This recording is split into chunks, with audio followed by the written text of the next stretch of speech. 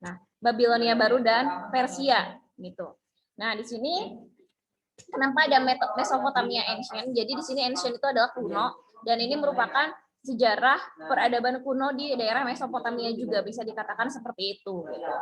Nah, oke, kita langsung saja pada pembahasan yang pertama yaitu terkait kerajaan Babilonia Baru ataupun bangsa Babilonia Baru. Nah, di sini bisa diperhatikan oleh kalian ya, terkait peta dari Babilonia sendiri. Nah, untuk Babilonia Baru ini berada di wilayah sini gitu. Soalnya apa? Kan sebelumnya untuk Babilonia Lama itu ada di daerah sini ya. Untuk Babilonia Lama itu ada di sebelah utara ya, di sebelah utara peradaban Mesopotamia. Tapi kalau misalnya Babilonia Baru ini tuh ada di agak sebelah selatannya Mesopotamia ini tuh gitu, di dekat dengan bekas peradaban Sumeria dulu gitu. Nah, ini merupakan peta kekuasaan dari kerajaan Babilonia yang warna hijau ini itu merupakan peta kekuasaan kerajaan Babilonia sendiri pada masa Raja Nabukadnezar atau Nebukadnezar, bisa dikatakan seperti itu. Dan yang perlu kalian ketahui juga, ketika Babilonia Baru ini berdiri pada masa Nebukadnezar, di daerah Mesir juga ini ini sudah ada kerajaan ya, sudah ada kerajaan dari Firaun, dari kerajaannya Firaun gitu, jadi kerajaannya Mesir. Oke, kita langsung saja masuk ke dalam pembahasan si Babilonia Baru ini. Nah, untuk Babilonia Baru ini, nah kan sebelumnya di daerah Mesopotamia itu ada salah satu kerajaan, yaitu kerajaan Assyria yang dipimpin oleh Asyurbanipal, yang mana kita ketahui juga bahwa si Asyurbanipal ini merupakan seorang raja yang memang suka sekali berperang. Nah, sehingga si Asyurbanipal ya yang kemarin si Asyurbanipal ini ataupun kerajaan Assyria ini banyak memiliki musuh dan banyak diserang oleh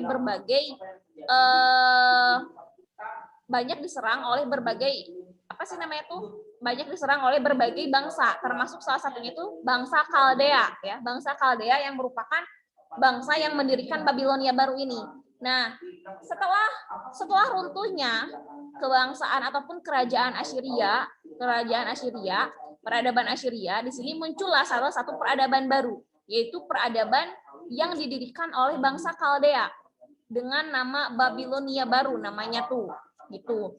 Nah, untuk pendiri dari kerajaan Babilonia Baru sendiri, ini didirikan oleh seorang raja ataupun oleh seseorang bangsa Kaldea yang bernama Nabukadnezar sebagai pendirinya.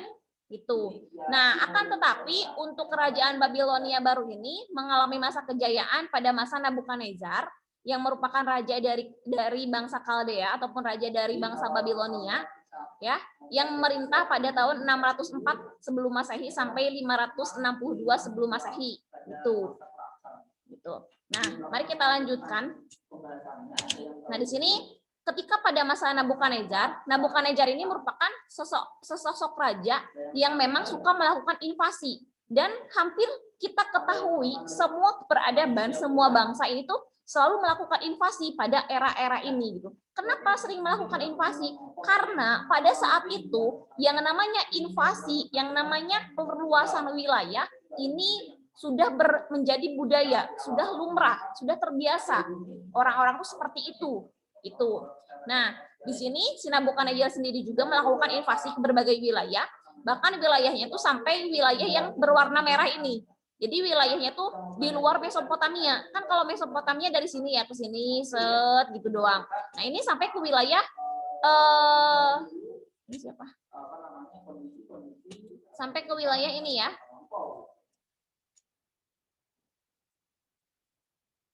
Oke, sini tidak apa-apa. Oke, nah untuk si Babilonia Baru juga ini luas wilayah itu luas sekali, bahkan sampai ke daerah Asia Kecil tuh di daerah sini ya, daerah Turki sekarang. Kalau daerah sekarang itu Turki.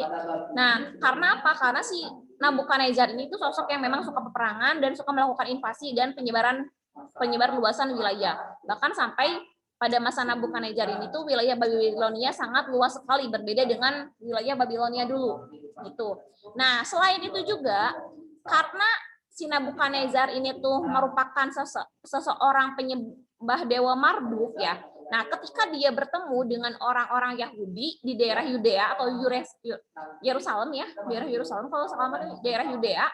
Nah, mereka tuh orang-orang Yahudi itu dipindahkan ke wilayah Babilonia sendiri, gitu, wilayah Babilonia sendiri, dan membuat orang-orang Yahudi ini tuh semakin membenci kepada sosok Nabukadnezar, gitu. Kenapa sangat membenci? Karena dia dipindahkan gitu ya dari rumah asalnya ke daerah Babilonia, yang mana rumah asalnya itu di daerah Yudea. Lalu selanjutnya, ya seperti yang Ibu katakan tadi, orang-orang Babilonia, terutama orang-orang Mesopotamia lah semuanya itu merupakan penganut kepercayaan politeisme ataupun penganut kepercayaan dengan banyak dewa, Salah satunya itu adalah dewa Marduk, dan nanti itu akan ada dewa Zoroaster juga, lalu ada dewa Ishtar yang merupakan dewa kasih sayang ya ketika di zamannya Babilonia ini gitu. Nah, mari kita lihat ini yang di sebelah kanan ini merupakan hasil-hasil budaya dari kerajaan Babilonia yang memang bisa dikatakan sangat megah sekali. Dan ini merupakan bukti keangkuhan dari orang-orang Babilonia sendiri. Karena di dalam Al-Quran juga disebutkan bahwa ada 3 raja yang tidak akan masuk surga, dan salah satunya itu adalah si Nabukadnezar ini, gitu ya, si Nabukadnezar. Konon katanya seperti itu, menurut buku yang Ibu baca ya, menurut buku dari yang diterbitkan oleh Proyumedia yang berjudul Alexander Agung itu. Nah, di sini untuk kehidupan masyarakat dari si kerajaan Babilonia sendiri, karena mereka berada di wilayah Efrat sama Tigris, otomatis kan wilayahnya itu sangat subur gitu. Sehingga di sini mereka melakukan pertanian dan perdagangan juga sudah dikenal di era ini gitu. Lalu mereka berdagang dengan siapa? Nah, di sini Ibu sebutkan juga, jadi mereka itu berdagang dengan orang-orang yang ada di wilayah Sungai Indus. Kira-kira Sungai Indus ada di mana? Coba. Sungai Indus ada di mana? Zahira, Sungai Indus kira-kira di mana Zahira? Masa ini juga dapat diketahui dari beberapa. Halo, Zahira, Sungai Indus ada di mana coba? Di mana? Di India. Oke, betul ya. Sungai Indus ini merupakan sungai yang berada di wilayah India, yang merupakan sungai yang memunculkan suatu peradaban awal di daerah India sendiri. Besok kita akan jalan-jalan ya ke daerah Asia Selatan ataupun ke daerah India, sama ke daerah Asia Timur, ke daerah Cina insya Allah minggu depan kita jalan-jalan ke sana ya. Gitu ya, karena ini kita membahas terkait sejarah kawasan, bisa dikatakan seperti itu. Nah, orang-orang Babilonia baru ini mereka sudah melakukan perdagangan dengan orang-orang di wilayah Sungai Indus, yaitu orang-orang Mohenjo-daro dan Harappa, ya, Mohenjo-daro dan Harappa dikenalnya dengan itu, wilayah Sungai Indus itu. Otomatis ketika mereka sudah melakukan perdagangan, bisa kita simpulkan bahwa mereka itu sudah sangat maju peradabannya, bahkan mereka sudah mengenal dengan dunia luar juga. Bukan dalam bentuk invasi, tapi dalam bentuk kerjasama gitu. Nah, lalu di sini ada hasil kebudayaan pada masa kerajaan Babilonia baru. Nah, di sini tuh kerajaan Babilonia baru itu merupakan kerajaan yang memang hobi sekali membuat bangunan-bangunan yang sangat megah. Gitu. Bahkan dia tuh seperti saya bisa loh membangun yang sangat megah tanpa ingat kepada penciptanya. Gitu. Makanya sering dikatakan bahwa bangunan-bangunan megah itu merupakan bukti kesombongan dari orang-orang Babilonia ini gitu. Nah, di sini ada 3 contoh yang ibu contohkan terkait bangunan megah dari kerajaan Babilonia ya. Yang pertama ini ada Menara Babel. Ini merupakan menara yang dibuat menjulang tinggi sampai jadi dulu tuh si Namrud tuh pengen membuat menara sampai menembus langit. Konon katanya kayak gitu. Tapi ternyata Allah tidak mengizinkan. Dan bahkan menaranya ini bisa kita lihat ya, di sebelah kanan menara ini, menaranya itu rusak. Karena apa? Karena ya Allah tidak mengizinkan untuk menara ini berdiri secara kokoh, menjulang tinggi juga. Gitu. Konon katanya seperti itu ya, berdasarkan beberapa sumber yang ibu baca tuh kayak gitu. Dan ini ketika di zaman Babilonia baru juga, ini dirawat oleh kerajaan-kerajaan di Babilonia Baru ini. Bahkan ada beberapa sumber juga yang menyebutkan bahwa si menara Babel ini dibuat pada saat Babilonia Baru. Padahal kalau misalnya dari segi tahun ya, kita kaitkan dengan yang kemarin, kan tahunnya juga terpaut sangat jauh. Untuk Babilonia Baru ini 600 sebelum Masehian, dan untuk menara Babel ataupun zamannya Namrud ini tuh sekitar 2200 sebelum Masehi. Ini otomatis sangat jauh sekali ya. Itu, dan ini juga membingungkan juga bagi ibu ya. Nah, lalu selanjutnya di sini ada zigurat Etemenanki ataupun zigurat terbesar yang dibuat oleh kerajaan Babilonia sendiri gitu. Nah, ini merupakan ziguratnya yang ini. Nah, bisa kita lihat dari segi bangunan yang seperti ini, otomatis peradaban Babilonia itu memang sangat maju sekali. Bisa dilihat juga ya, peradaban-peradabannya yang sangat megah sekali, otomatis ini si Babilonia sangat maju gitu dulunya. Lalu yang terakhir ada Taman Gantung. Nah, kita tahu ya, Taman Gantung ini itu merupakan taman yang dibuat oleh Raja Nabukadnezar untuk dipersembahkan kepada istrinya yang merupakan orang Persia. Orang katanya kayak gitu, istrinya tuh orang Persia gitu.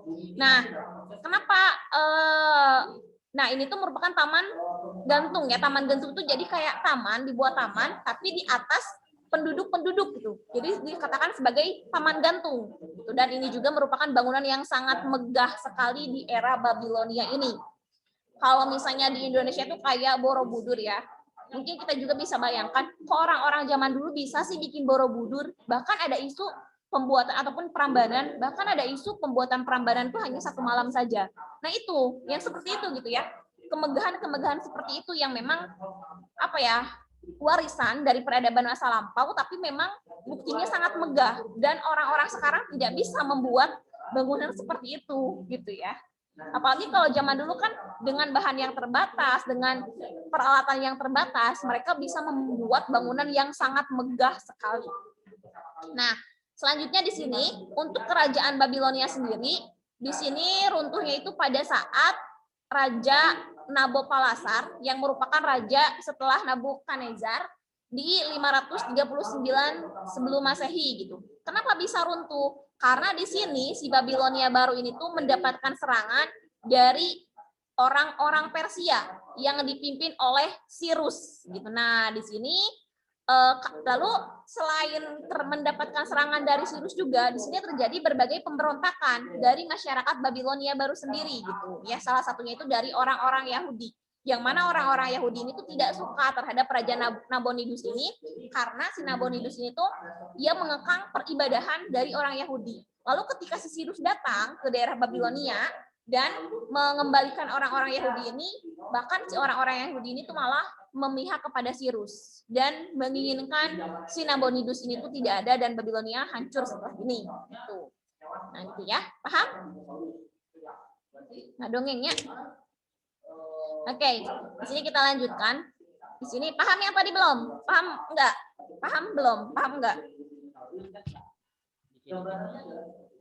Paham kah? Paham kok. Baik.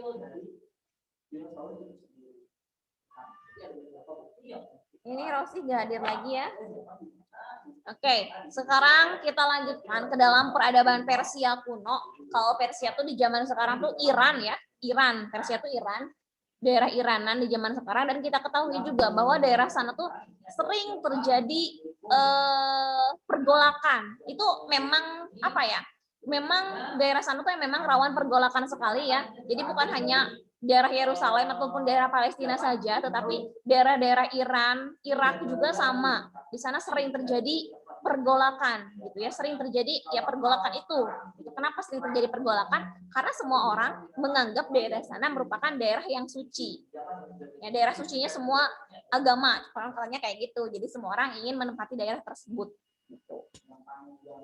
Nah, lalu selanjutnya di sini kita membahas peradaban Persia kuno ya. Persia kuno. Nah, untuk Persia kuno ini sendiri, ini tidak termasuk ke dalam Mesopotamia, tapi berada di sebelah barat Mesopotamia. Bisa dikatakan seperti itu ya, sebelah barat ya kalau peta. Sebelah timur kalau di peta ya, sebelah timur Mesopotamia. Itu. Sebelah barat, kayak gitulah. Nah, di sini terkait peradaban Persia kuno sendiri, ada 3 dinasti yang memerintah Persia kuno. Nah, pertama ada dinasti Achaemenia. Mungkin kalian sering mendengar ini. Achaemenia atau Achaemenia atau ya gitu ya. Achaemenia. Lalu yang kedua ada dinasti Parthian dan ketiga ada dinasti Sasania. Gitu. Nah, mari kita langsung lanjutkan saja pada dinasti yang pertama yaitu dinasti Achaemenia. Nah, oke. Oh, nanti kalau misalnya Zoom-nya mati silakan join lagi ya. Nah, di sini ada dinasti Achaemenia. Dinasti Achaemenia sendiri ini mulai ada di 550 sampai 331 sebelum Masehi. Nah, untuk dinasti Achaemenia ini didirikan oleh Cyrus, yang mana Cyrus ini merupakan anak ataupun cucu dari cucu dari Astyages dari kerajaan Media. Jadi dulu di daerah sebelah baratnya atau sebelah timurnya ini tuh ya, pokoknya sebelah sinian ya, sebelah timur Mesopotamia. Nah, di sebelah timur Mesopotamia ini tuh ada dua kerajaan yang besar, yaitu kerajaan Media dan Persia yang terkenal tuh. Nah, pertama tuh ada kerajaan Media dulu. Nah, di kerajaan Media ada seorang raja namanya tuh Astyages. Nah, si Astyages ini dia itu memiliki cucu namanya itu Cyrus. Tapi si cucunya ini tuh dibuang sama si Astyages gitu. Kenapa si Astyages membuang cucunya? Karena dia bermimpi bahwa di kemudian hari bakal ada orang yang meruntuhkan dia dari jabatannya. Dan orang tersebut itu adalah cucunya. Konon katanya kayak gitu. Sehingga di sini si Astyages ini membuang si Cyrus. Akan tetapi ternyata di daerah Persia si Cyrus ini tuh masih hidup dan dirawat oleh seseorang, sehingga ketika dia sudah mulai dewasa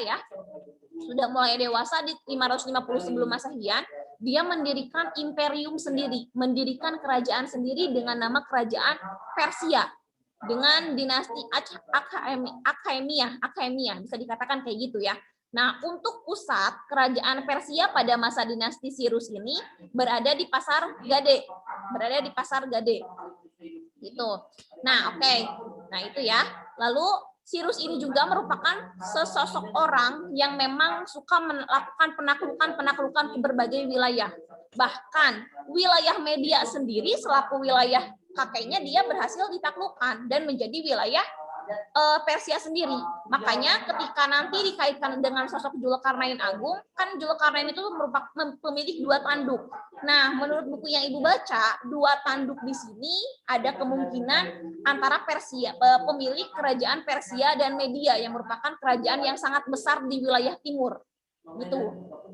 Ada yang menyebutkan seperti itu gitu. Dan ada yang menyebutkan bahwa dua tanduk ini itu merupakan penguasa daerah barat dan timur, dan daerah barat dan timur juga ini merupakan Media dan Persia, dua-duanya masuk dan terbentang dari Makedonia sampai ke daerah Asia Selatan gitu ya. Tuh. Nah, selanjutnya di sini Cyrus juga melakukan invasi ke daerah Babilonia, sehingga di Babilonia sendiri ini mereka mulai hancur dan tergantikan oleh kerajaan Cyrus gitu ya. Dan orang-orang Babilonia ini juga orang-orang Yahudi yang di Babilonia ini tuh mendukung Cyrus gitu. Kenapa mendukung Cyrus? Karena di sini Cyrus ini memperbolehkan orang-orang ataupun budak-budak Yahudi yang awalnya di daerah Babilonia untuk kembali lagi ke Yudea, ke daerahnya sendiri. Gitu. Dan keinginan orang Yahudi memang untuk kembali lagi. Nah, sifat yang seperti ini juga membuat Cyrus ini tuh dimasukkan ke dalam kategori Zulkarnain Agung karena Cyrus baik hati dan membebaskan para budak. Konon katanya kayak gitu. Gitu ya. Nah, untuk wilayah dari dinasti Persia, dinasti Achaemenia pada masa Cyrus ini tuh membentang jauh sekali ya, jauh sekali dari pokoknya antara barat dan timur. Nanti setelah ini akan Ibu sajikan terkait terkait daerah dari si Persia di dinasti Achaemenia ini. Nah, lalu si Cyrus, setelah Cyrus ini wafat di tahun 331 setelah Cyrus ini tuh turun dari jabatannya, dia digantikan oleh anaknya yang bernama Kambises. Dan si Kambises ini ternyata dia berhasil juga menjadikan Mesir sebagai daerah kekuasaannya nantinya. Karena kan di awal si Cyrus juga sudah melakukan invasi ke berbagai wilayah, bahkan Media Persia juga sudah disatukan, lalu sudah masuk ke daerah Mesopotamia juga dan Asia Kecil gitu ya ketika Sirus ini. Nah, oleh anaknya diperluas lagi sampai ke wilayah Mesir. Lalu di sini selanjutnya setelah si Kambises ini ada Darius yang merupakan anak dari Kambises ya. Ada Darius. Nah, untuk Darius ini tuh ada 1, 2, dan 3 ya. Yang terkenal itu adalah Darius 3. Darius 3 yang mana konon katanya untuk Darius 3 ini tuh merupakan raja yang memang membuat daerah ataupun dinasti Achaemenia di Persia sendiri menjadi sangat luas sekali. Gitu. Nah, ini merupakan pada Darius ini teh membuat kekuasaan Persia itu sangat luas banget ya. Daerah-daerahnya sampai ke dalam Yunani, ke Makedonia juga gitu. Dan lalu setelah Darius ini dilanjutkan oleh Xerxes, anaknya yang bernama Xerxes. Nah, dan untuk Xerxes sendiri dia ini tuh melakukan perlawanan dengan orang-orang Yunani ya nanti. Nah, ketika masa Xerxes di sini tuh muncul salah satu tokoh yang sering dikandidatkan sebagai Iskandar Zulkarnain juga, yaitu Alexander Agung. Ya, Alexander Agung. Nah, si Alexander Agung ini dia menyerbu kekuasaan Persia pada masa Xerxes dan membunuh Xerxes juga. Gitu ya, membunuh Xerxes juga. Nah, bisa dikatakan ketika Xerxes ini tuh terbunuh, di sini berakhirlah dinasti Achaemenia. Dan wilayah Persia ini diklaim sebagai wilayahnya Makedonia oleh si Alexander Agung. Dan di sini si Alexander Agung juga menyatukan antara budaya-budaya Yunani dengan budaya-budaya Persia atau disebut dengan Helenistik ya, Helenistik atau Helenisme. Helenisme itu budaya Yunani dan ketika disatukan menjadi Helenistik gitu. Nah, di sini Alexander Agung juga untuk erat tali persahabatan antara Persia dan Yunani, dia memperbolehkan perkawinan antara orang-orang Yunani dan Persia juga nantinya, dan bangsa-bangsa Asia lainnya. Nah, ini merupakan bisa kita lihat ya, yang berwarna merah ya. Oke, semuanya terlihat? Terlihat tidak? Ini semuanya terlihat ya? Ini yang berwarna merah. Yang berwarna merah merupakan daerah kekuasaannya dari si Persia. Bisa kita lihat di sini daerah kekuasaan Persia membentang antara daerah barat dari Makedonia, Lydia sampai ke daerah timur. Ya, sampai ke daerah timur ini sampai ke perbatasan daerah India, sampai ke Baktria ya, ini sampai daerah sini. Ini merupakan kekuasaan dari si Persia pada masa Darius III. Pada masa Darius III yang membuat kerajaan Persia mengalami puncak kejayaannya gitu, dan bahkan ya perluasan wilayahnya itu sampai ke daerah Mesir juga, Libya juga termasuk ke dalam wilayah kekuasaan dari si Darius III ini. Makanya nanti juga ketika dikaitkan dengan sosok Iskandar Zulkarnain itu tuh ada 3 tokoh yang dikaitkan. Pertama ada Cyrus, yang kedua ada Alexander the Great ataupun Alexander Agung dari Makedonia, yang ketiga ada Darius III. Kenapa dikaitkan ketiga orang ini? Pertama, kalau Cyrus ini, dia itu tuh konon katanya, si karakternya ini tuh sangat cocok untuk dijadikan sebagai Iskandar Zulkarnain. Gitu. Kan kita tahu, Iskandar Zulkarnain itu memiliki 2 tanduk ya. Nah, 2 tanduk ini tuh bukan dalam artian 2 tanduk, tapi dalam artian pemilik dua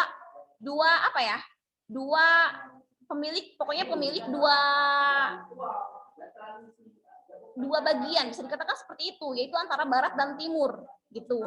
Nah, untuk si Cyrus sendiri kan dia pemilik dari dari Media ya, kerajaan Media daerah barat, dan Persia sendiri atau di daerah sini ya, Persepolis ini. Media dan Persia untuk Cyrus sendiri. Makanya dia memiliki 2 tanduk, konon katanya kayak gitu. Lalu dia juga, si Cyrus ini tuh membebaskan orang-orang Yahudi juga gitu. Dan ini seperti halnya pembebasan budak-budak gitu. Dan si Cyrus juga berjalan ke arah barat dan berjalan ke arah timur gitu ya, berdasarkan tafsiran surat Al-Kahf itu. Nah, berjalan ke arah baratnya ke Media, lalu berjalan ke arah timurnya itu ke Persia juga.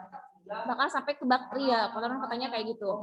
Lalu selanjutnya untuk si Alexander Zulkarnain, Alexander the Great ya, Alexander the Great, dia kan dari Makedonia. Nah, di sini dia itu memiliki, dan konon katanya untuk sosok Zulkarnain Agung itu memiliki apa ya, diberikan oleh Allah kekuasaan yang sangat luas di muka bumi. Dan si Alexander the Great juga memiliki kekuasaan yang sangat luas. Ya, hampir sama dengan si Persia ini. Lalu untuk si Persia juga ketika Darius, ya, si Persia juga ketika The Sunda Empire, ya Allah, ya, bentar ya.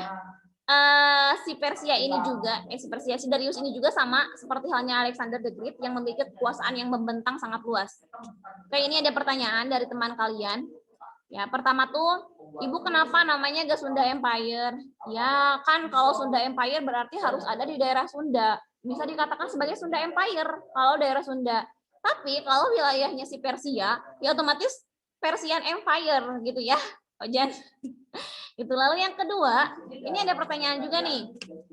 Silakan boleh sambil bertanya ya, biar kaliannya nggak lupa-lupa gitu ya, dan nggak bingung di akhir. Kalau misalnya nggak paham sama sekali, silakan langsung tanyakan aja. Itu teh yang merah kekuasaannya terpisah, Bu? Enggak terpisah. Nah, ini yang merah, ini tuh merah tuh membentang ya. Ini batas ya, Iqmal Azhar, lihat ya. Ini membentang dari wilayah Makedonia. Ya, Iqmal Azhar sudah terlihat?